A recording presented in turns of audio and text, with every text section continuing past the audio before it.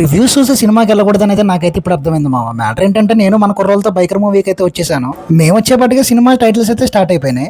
ఎన్నోసార్లు movie post phone అయితే final గా ఇప్పుడైతే రిలీజ్ అయింది. నాకైతే పెద్దగా ఇంట్రెస్ట్ లేదు మామ ఈ మూవీకి వెళ్ళాలని. ఇక నెట్ లో మన రివ్యూస్ బ్యాచ్ హడావుడి చూసాక నాకైతే మూవీకి వెళ్ళాలనిపించింది. సినిమా నేను పర్సనల్ గా వచ్చి చూసాక అర్థమైంది ఏంటంటే రివ్యూస్ చూసి సినిమాకి రాకూడదని. ఇంక ఈ మూవీ రివ్యూ విషయానికి వస్తే India's first motor cross racing film అని అయితే వీళ్ళు హడావుడి చేశారు. వాళ్ళు చెప్పినట్టుగానే బైక్ స్టాండ్స్ అండ్ విజువల్స్ అయితే ఎక్స్ట్రాడినరీ చెప్పుకోవచ్చు మామ. రేసింగ్ గురించి జరుగుతున్న ప్రతి ఒక్క సీను మనకైతే కళ్ళకు కట్టినట్టుగా చూపించారు మామ. అంతలాగా ఇన్వాల్వ్ అయిపోతాం మనం ఈ సినిమాకి. కానీ మనకి మూవీ అయితే అక్కడక్కడ లాగ్ అయితే అనిపిస్తుంది మామ. ఇంకా అలా చూస్తూ ఉండగానే ఇంటర్వెల్ కార్డ్ అయితే పడింది మామ. ఇక మావాడు ఫస్ట్ హాఫ్ ఎలా అనిపించింది బ్రో అన్నాడు. బాగుంది కానీ బాలేదు, బానే ఉంది కానీ ఇంకా బాగుండొచ్చు. అది మామ ఫస్ట్ హాఫ్ ఎలా ఉందో సెకండ్ హాఫ్ కూడా సేమ్ రేసింగ్ మీద నడుస్తుంది సినిమా అంతా.